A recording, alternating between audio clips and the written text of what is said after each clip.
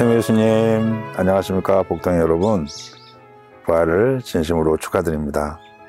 저는 한국성교복자 성직수도의 이상국 요셉사 신부입니다. 부활을 맞이해서 기쁜 소식을 여러분에게 전해드립니다. 예수님께서 참으로 부활하셨습니다. 기쁘시죠? 네, 그 기쁨이 여러분들 삶 속에 가득하시길 기도드리겠습니다. 우리 그리스도인들은 모두가 부활 신앙을 살아가고 있습니다. 그리스도인의 삶은 부활을 희망하면서 살아가는 존재들입니다. 부활 신앙은 바로 부활 희망 안에 있습니다.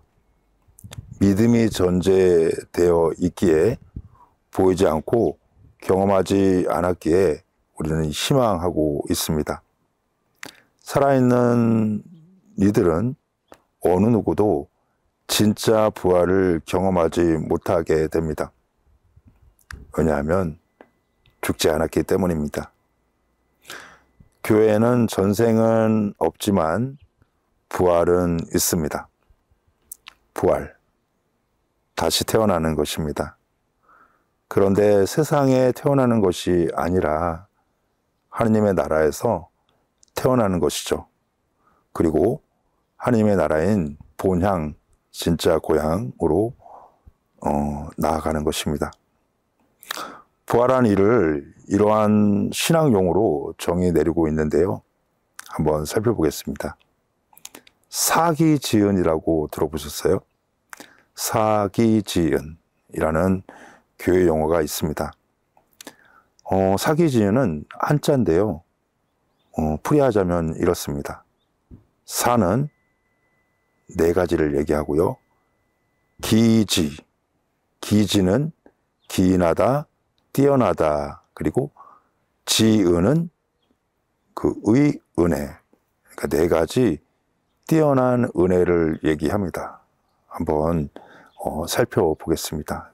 부활한 사람들이 네 가지 뛰어난 은혜를 갖게 되는데, 은총을 갖게 되는데 그 상황 한번 알아볼게요.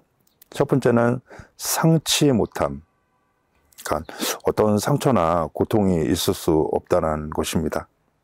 고린도전서 1장 15장 42절의 말씀을 보면요. 썩은 몸으로 묻히지만 썩지 않는 몸으로 다시 살아난다 라고 말하고 있고요. 두 번째는 빛남입니다. 빛남. 부활한 육체가 태양과 같이 빛난다는 것입니다. 마태복음 13장 43절의 말씀에는 그대의 의인들은 그들의 아버지의 나라에서 해와 같이 빛날 것이다 라고 성경에서 말씀하고 있습니다. 그 다음에 세 번째는 빠름입니다. 빠름. 이곳저곳 옮겨갈 때 자기 마음대로 신속하게 움직일 수 있는 은혜입니다. 그러니까 공간적 제한을 극복한 것을 말하는데요. 이처 소재, 이 두 가지의 처소, 그 장소에 존재한다라는 그런 의미입니다. 저도 성인전 같은 데 읽어보면은 성인들이 똑같은 시간에 두 군데서 이렇게 동시에 움직이는 그러한 존재했다라는 그러한 이야기가 있습니다. 그 다음에 네 번째는 사마친입니다. 그러니까 무엇이든지 뚫고 지나갈 수 있는 은혜를 얘기합니다. 고린도전서 15장 44절인데요. 육체적인 몸이 있으면 영적인 몸도 있습니다 라고 말하고 있습니다. 부활하신 그리스도께서 문이 잠긴 방을 뚫고 들어오신 것처럼 장애물의 제한을 받지 않는 은혜를 얘기합니다. 그리고 성 토마스는 이렇게 말합니다. 이러한 몸의 형태로 태어나는 것입니다. 부활할 때에는 일생에 있어서 제일 아름다웠던 육체로 부활합니다. 자, 여러분들이 가장 아름다웠던 육체, 우리 보통 리즈라고 얘기하죠. 그때의 몸으로 다시 태어난다고 합니다. 그리고 성경 본문에 보면은 잘 알 수 있는데요. 엠마오 길에서 예수님을 만난 제자들이 예수님을 못 알아봅니다. 부활하신 예수님을 알아볼 수 없죠. 바로 그날 제자들 가운데 두 사람이 예루살렘에서 예순 스타디온 떨어진 엠마오라는 마을로 가고 있었다. 그들은 그동안 일어난 모든 일에 관하여 서로 이야기하였다. 그렇게 이야기하고 토론하는데 바로 예수님께서 가까이 가셔 그들과 함께 걸으셨다. 자, 그들이 눈이 가리어 그분을 알아보지 못하였다. 예수님께서 그들에게 걸어가시면서 무슨 말을 서로 주고받느냐 하고 물으시자 그들은 침통한 표정을 한 채 멈추어 섰다. 다시 말씀드리자면 부활 체험을 하기 위해서는 예수 그리스도께서 가신 길을 따라가야 하는 것입니다. 예수님께서는 부활하셨습니다. 그리고 예수님께서는 부활하십니다. 우리를 위해서. 예수님께서는 얼마나 많이 부활을 하셨을까요? 2000번 부활을 하셨습니다. 우리의 부활을 위해서. 우리 보고 당신의 길을, 마지막 길의 빛을 보여주신 것입니다. 부활은 우리가 마지막에 받게 될 아주 커다란 선물임을 알아야 하겠습니다. 오늘 저는 여러분에게 사도신경에 나오는 한 단어를 소개시켜 드릴까 합니다. 그리고 여러분의 그리스도인으로서의 정체성과 신혼의식, 그리고 영적으로 어떻게 살아가야 하는지를 말씀드리려고 합니다. 자, 그러면 이번 강의의 주제와 부제를 다시 한번 상기해 보겠습니다. 주제는 하느님과 나, 그리고 너. 우리 공동체를 얘기하고요. 부제는 하느님 사랑과 이웃사랑, 그리고 한 몸의 신비체입니다. 자, 숙제해 보세요. 사도신경 안에서 우리는 믿음을 고백합니다. 사도로부터 이어오는 교회 안에서의 신경. 신은 믿는다라는 의미이고요. 경은 외운다라는 의미이죠. 그래서 신경은 믿음을 고백한다. 초대교회의 사도들이 보고 믿었던 것을 모든 그리스도인이 입으로 외우는 것입니다. 고백하는 것입니다. 전능하신 천주 성부 천지의 창조주를 저는 믿나이다. 마지막으로는 영원한 생명을 믿습니다. 가장 중요한 것이죠. 영원한 생명은 바로 부활입니다. 마지막에 우리가 고백하는 영원한 생명을 믿습니다. 믿을 것이 참 많아요. 사도신경을 곱씹어서 기도해 보시다 보면은 살아가면서 우리가 신앙생활을 하면서 도움이 많이 될 것입니다. 그리고 영적인 힘이 생겨날 것입니다. 우리는 믿는 이들의 공동체에게 무엇을 믿어야 하는지, 무엇을 믿고 있는지를 의식할 수 있고 또 살아낼 수 있기 때문입니다. 그래서 오늘 이 시간은 믿는다라고 고백하는 것 중에 한 가지를 살펴볼까 합니다. 그리고 우리가 그리스도인으로서 어떻게 신앙생활하는 데 적용을 할지, 그 도움을 받을 수 있을지를 한번 생각해 보겠습니다. 그것은 바로 모든 성인의 통공을 믿으며입니다. 모든 성인의 통공. 모든 성인은 우리가 생각하고 있는, 그리고 지금 여러분들이 생각하고 계시는 성인들만이 아닙니다. 모든 성인은 바로 모든 교회 공동체의 구성원들입니다.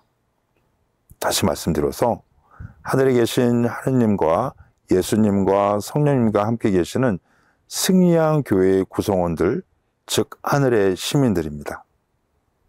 성인들이죠. 쉽게 말씀드리면 여러분들이 가지고 계신 세례명의 성인들입니다. 그들이 현재 존재하고 있는 하늘나라입니다.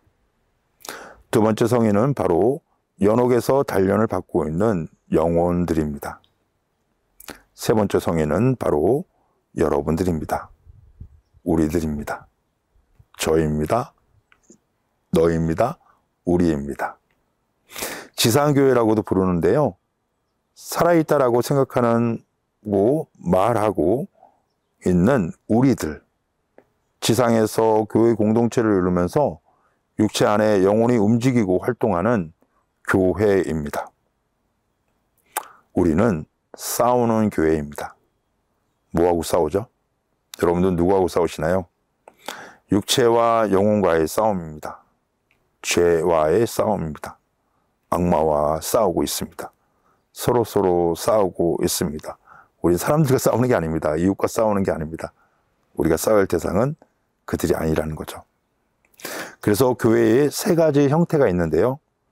주님께서 당신 위엄을 갖추시고 모든 천사를 거느리고 오실 때까지, 또 죽음을 물리치시고 모든 것을 당신께 굴복시키실 때까지 주님의 제자들 가운데에서 어떤 이는 지상에서 나그네 길을 걷고 있고, 우리들 말하는 거죠. 어떤 이는 이 삶을 마치고 정화를 받으며, 연옥에 있는 영혼들을 얘기하는 거죠. 또 어떤 이는 바로 삼위이시며 한 분이신 하느님을 계시는 그대로 분명하게 배우는 영광을 누리고 있다. 즉 하느님을 지복직간, 직접 마주보는 행복을 누리면서 살고 있는 우리가 얘기하는 성인들을 말하는 겁니다. 이게 세 가지 공동체가 있다라는 거, 교회가 있다라는 걸, 그리스도의 평화 속에 잠든 형제들과 나그네들의 결합은 조금도 중단되지 않으며, 더욱이 교회의 변함없는 신앙에 따르면 영적인 선액의 교류로 더욱 든든해진다라고 우리는 고백하고 있습니다. 정리하면 천상교회, 단령교회, 지상교회에 있는 모든 영혼들이 바로 성인입니다. 성인들입니다. 그래서 모든 성인은 바로 모든 성도들을 의미합니다. 모든 성인은 모든 성도, 거룩한 무리라는 의미이죠. 하나님의 영광을 위하여 구별된 사람들입니다. 거룩한 결의 거룩한 백성들입니다. 하나님의 사랑받는 백성들이라는 것이죠. 우리는 모두가 죄에 쉽게 떨어지는 존재들입니다. 그러나 우리는 성도로 불리움을 받았습니다. 이같이 자랑스러운 호칭을 우리가 얻게 된 것은 전적으로 하느님의 은혜의 결과입니다. 우리는 본래 이 같은 호칭으로 불릴 만한 아무런 자격이 없는 죄인들이었습니다. 그러므로 우리 같은 죄인들은 성도로 불려주신 하느님의 은혜를 기억하고 감사해야 합니다. 그리고 그분이 우리를 성도로 부르신 그 뜻에 부응하는 거룩한 삶을 살도록 더욱 힘쓰는 우리들이 되어야 하겠습니다. 가톨릭 교회 교리서 867장을 한번 읽어보겠습니다. 교회는 거룩하다. 즉, 이 거룩하신 하느님께서 교회의 창시자이시며 교회의 신랑이신 그리스도께서 교회를 거룩하게 하시려고 당신 자신을 바치셨으며 거룩하신 성령께서 교회에 생명을 주신다. 죄인들을 품고 있을지라도 죄인들로 이루어진 죄 없는 교회이다. 교회는 성인들을 통하여 그 거룩함이 빛나는데 마리아 안에서 교회는 이미 온전히 거룩하다.